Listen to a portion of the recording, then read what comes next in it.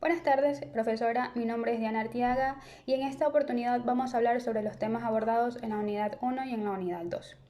Unidad 1. Desarrollo histórico de la evaluación psicológica. Primer punto. Antecedentes precientíficos. Las primeras evaluaciones datan del año 2200 a.C. en China, donde los funcionarios de gobierno eran evaluados a petición del emperador para determinar sus competencias profesionales. Estas pruebas fueron ampliadas y convertidas en exámenes escritos durante la dinastía Han. En la época de los clásicos griegos hubo varias aportaciones. Una de ellas fue la de Aristóteles, que fue influido por Platón, quien introduce una línea basada en la clasificación. Aristóteles propuso una clasificación de las personas en función de su fisionomía, basándose en las características corporales, deducía el carácter y las aptitudes psicológicas. Hipócrates funcionó esta idea con su discípulo Galeno y presentó la primera clasificación tipológica constitucional. Esta clasificación es la teoría de los 4 temperamentos. Juan Huartes de San Juan publicó en 1575 un trabajo llamado Examen de Ingenieros para las Ciencias, texto que se considera el antecedente más directo del psicodiagnóstico de las etapas modernas y que está orientada hacia la selección de personas. Huartes decía que las funciones de la psiquis o de la mente dependen de la base somática y que analizando esta base somática y el humor que predomina en cada sujeto, podemos conocer cuáles son las funciones psíquicas más desarrolladas que tiene esta persona. Y eso nos va a permitir conocer cuáles son las habilidades y sus aptitudes para distintos saberes o distintas actividades a las que se quiera desempeñar. Bien.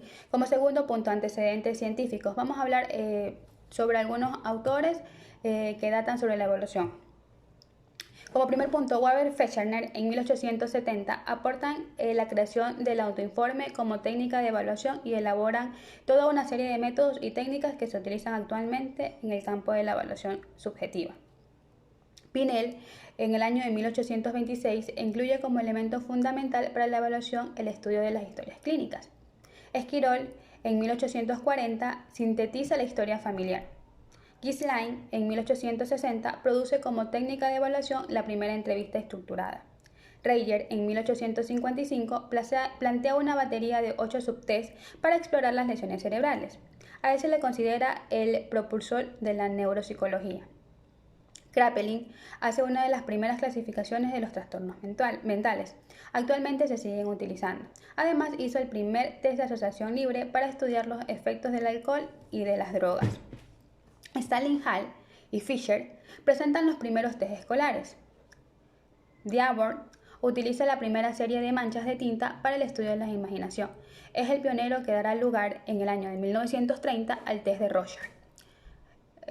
Freud propone un método para evaluar el inconsciente, que son las técnicas de asociación libre. En la teoría del psicoanálisis se desarrollan posteriormente técnicas para el estudio de la personalidad, que son las técnicas proyectivas, para evaluar el inconsciente de la conducta humana. Por otro lado, Jung presenta el primer test de asociación de palabras. Este se da para el estudio de la personalidad. Otro punto vamos a tratar, que es el proceso de la evaluación psicológica. Bien, existe una regulación o un procedimiento que pretende guiar al psicólogo en su forma de actuar. Este procedimiento se trata de que el sujeto se centra en ciertas reglas a través de las cuales se lleva a cabo toda esta evaluación. La evaluación psicológica no se reduce a la aplicación de instrumentaciones diagnósticas, sino que implica una serie de fases con unos sujetos concretos, con unos objetivos concretos. No existe un consenso en cuanto al número de fases o al número de momentos por los que se debe atravesar el psicólogo cuando evalúa a un sujeto, ya sea esto en algún grupo o en alguna institución. Fernández propone la realización del proceso de evaluación mencionando 6 fases. Formulación de la evaluación de los problemas, formulación de hipótesis, selección de conductas, ya sean estas claves, variables, relevantes, tratamientos recogidos de datos, hipótesis, valoraciones de resultados y por último los seguimientos. Bien, los límites y los alcances de la evaluación psicológica. Para hacer todo esto se debe tomar en cuenta que la experiencia, las habilidades y el conocimiento para interpretar las pruebas son requisitos imprescindibles para quienes utilizan estas técnicas. Las pruebas de capacidad, de interés y de personalidad por sí solo no constituyen una verdad total respecto a la persona. En cambio, con la entrevista se entra en contacto con la persona, se puede proceder a analizar la comunicación no verbal y el comportamiento consciente del individuo para conocerlo en un sentido más profundo. Condiciones deontológicas de la evaluación psicológica. Bien, la deontología se refiere a los deberes relativos que uno practica determinadamente. Son enunciados normativos sobre las evaluaciones psicológicas que dan lugar a los códigos de ética. Es aquí a lo que le corresponde a los deberes y obligaciones de los psicólogos, lo cual constituye atributos y valores como lo son la integridad, la responsabilidad tanto profesional como científica, el respeto a los derechos hacia los demás y entre otros. Bien, métodos clínicos. Actualmente se entiende la evaluación clínica como un proceso de recoger y organizar información acerca de una persona. Para lograr una mejor comprensión de ella y poder hacer algunas predicciones acerca de sus conductas futuras, la Dines Flores informa que el profesional busca obtener sus relaciones con las características conductuales, emocionales, cognitivas o sociales de las personas. Para recopilar todos estos datos se puede utilizar una serie de técnicas, de test, de herramientas, de evaluaciones y de procesos para poder dar con el resultado que estamos buscando. Bien, el método implementado en el método clínico es el estudio profundo del caso. Tiene 3 primeras etapas de procedimiento, que son la observación, elaborar hipótesis y poder diagnosticar. Estas etapas son previas a las últimas que se modifican dependiendo al modo terapéutico que se esté ocupando. Bien, esto se encuentra en una situación crítica y de desequilibrio con las técnicas psicológicas que se consideran más necesarias para lograrlo. Análisis del contenido. La exploración implica la recogida de información sobre el comportamiento del individuo o de un grupo.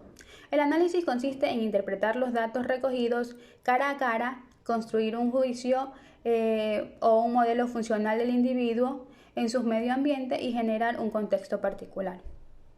La autobiografía.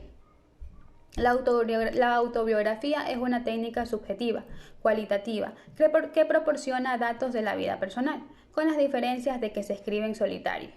Pero en el caso que nos ocupa para ser posteriormente leídas y compartidas por el psicólogo en un contexto profesional de evaluación o de tratamientos psicológicos. Puede también la autobiografía complementar dentro del proceso de la evaluación datos incompletos, contradicciones, aportes de información sensibles para el sujeto, áreas que no se exploraron habitualmente, con el objetivo de convertir toda esta autobiografía en una herramienta importante. Diríamos que a una sugerente técnica metodológica subjetiva complementaria a la metodología objetiva. Otro punto fuerte de la autobiografía es la contextualización.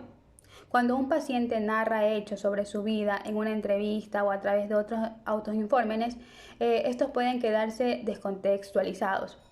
Entonces necesitamos tener una conexión y un significado. Sin embargo, la autobiografía permite entender el significado que las personas dan a los sucesos de su vida, como son los acontecimientos y las experiencias más importantes y más relevantes que hayan tenido, y cómo explican y definen el sentido que para una persona tiene la presencia en este mundo.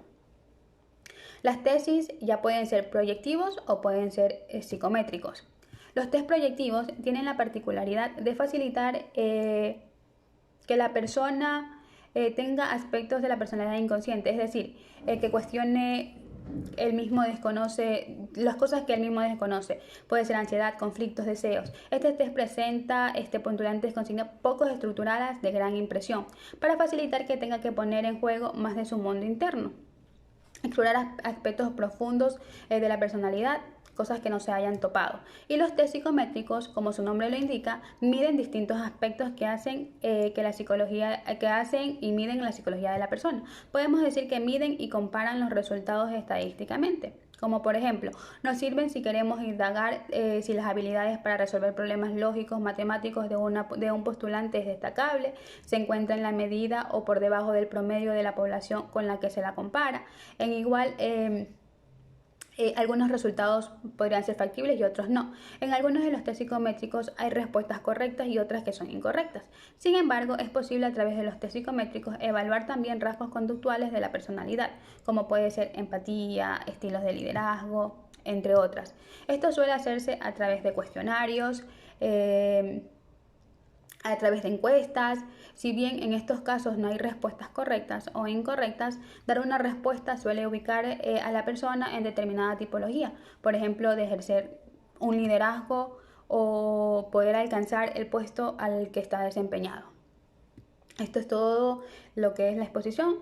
Muchas gracias.